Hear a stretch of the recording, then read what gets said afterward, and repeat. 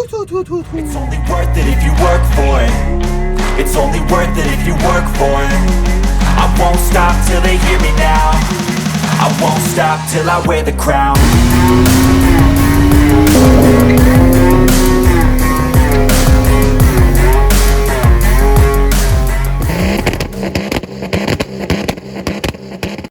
Hey, so let me start off by apologizing for not posting a video last week Sunday, and thanks to you guys for DMing me, checking in on me and seeing if everything is okay. I'm fine, the car is fine, everything is fine.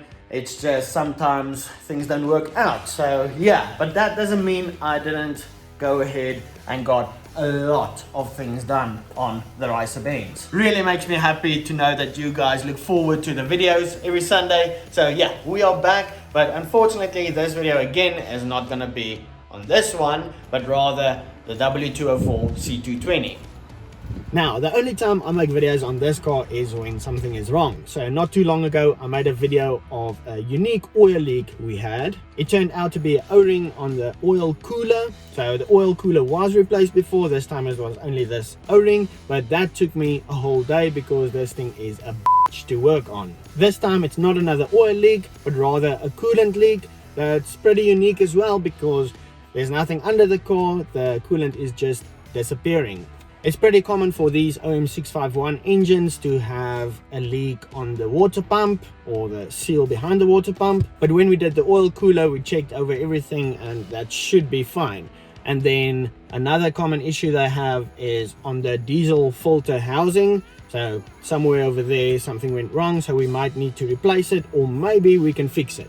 Another thing I want to look into on these W204s, if you've ever owned one, you would know about this, but their steering locks are not the best. So there's a cheap way to prevent any future problems. Because when the steering lock finally quits on you, you can't do anything about it and you need to get the vehicle towed. These cars, in my opinion, are brilliant, but not without their faults. I am grateful I can save some money fixing it myself with the help of some friends. So let's head on over there and see if we can sort it out.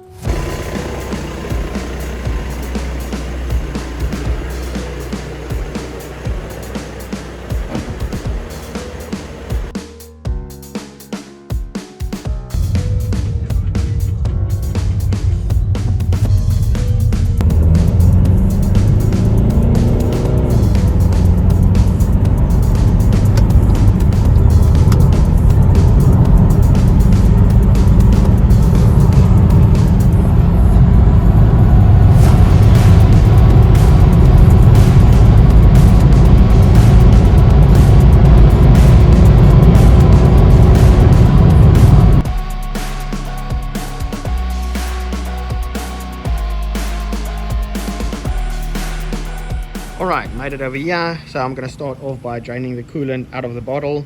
Then the levels should be low enough so that we can get to work over here, getting the diesel filter removed, because down in there you won't be able to see it on camera, but it looks wet over there. I'm going to start off by draining the coolant and then getting things over here taken apart so that we can have a better look at things.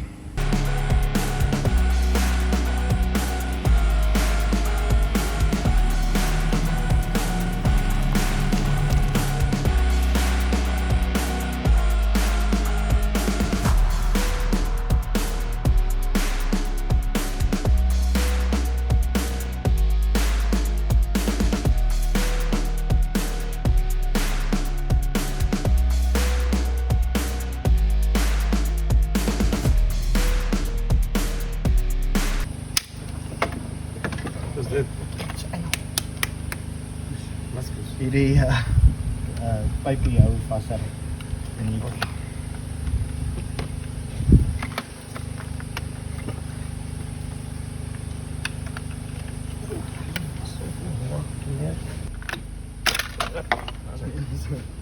Definitely found the issue. That's no bueno. Okay, so before I go buy a new one of those, I want to do that steering lock thing. So we're going to go over here and then open it up. Like when that part fails, the steering is locked like this, and then you can't do anything with the car. But if you remove that piece, this won't be there anymore. Like the new 205 models don't even have that anymore, so let's get that out of there.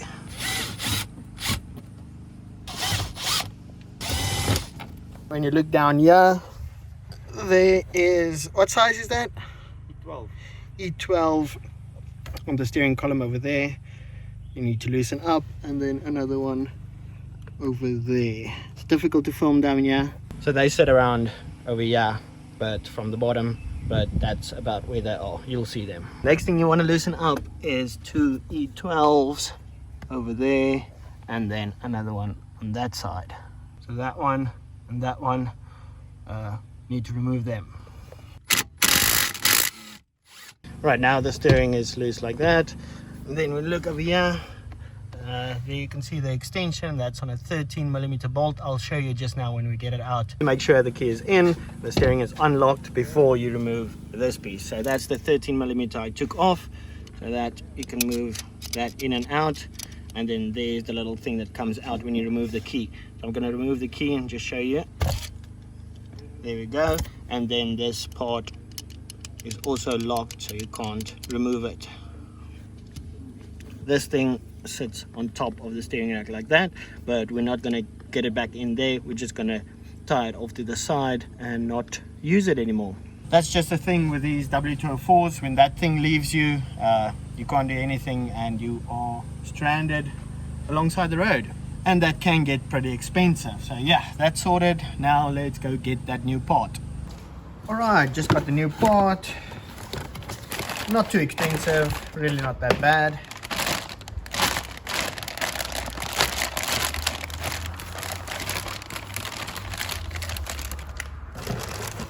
You can see over there, broke off a piece, and we'll just get the new one on there.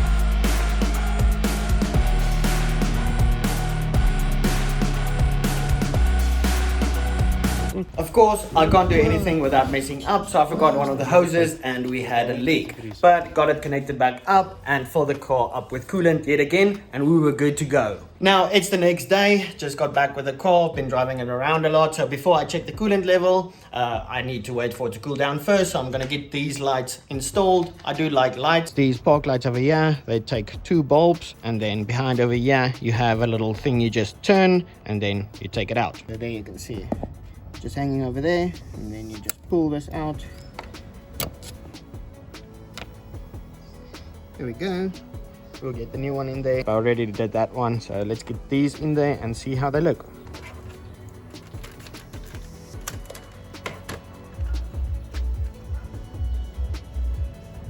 Not the most space in the world to get back in there, but okay, I got that side done, that side already got done, so let's see how they look.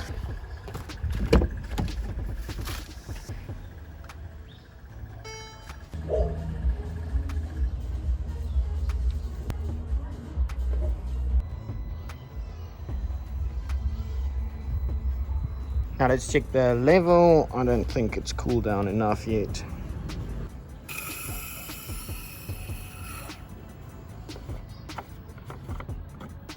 And we are good. I'm gonna call that a massive success. So that only took about, let's say, 2 hours, much faster than changing the oil cooler, a lot less work. So yeah, success. The car is back up and running and better than ever. Also that steering lock that I know won't be a problem in the future. Now for update on the racer Benz and then the Ford here in a moment. Might not look like it, but I actually got a lot of things done on this thing. Fuel system is ready to go and all connected up. I managed to finish up the front piece, all the brackets and everything, so everything is ready to go back together. I think it's much closer than even I think it is to being up and running again. I do still need a standalone engine control unit because I stole that out of this one while I was working on it for the Ford to get that up and running. At the moment the Ford is turning into a build on its own. Yeah, but anyway, I got that piece finished up. That's going to be the front support piece with the brackets, and yeah, so the lights will connect up on it as well as the bumper. Took forever to figure everything out, but it's done and ready to go in the car. Then quick update on the Ford. We don't have a wheel over there because I'm busy getting some wheel spaces made, or we started making them, and then I had to take them to a CNC shop to get the holes drilled or machined out.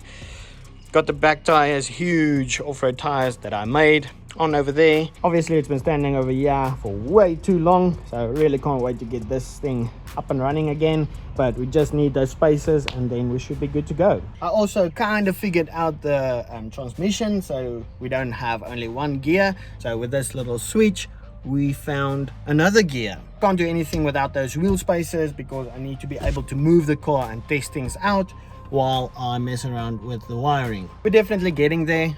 All the cars should be up and running again here pretty soon. It's a lot of work and a lot of time mostly.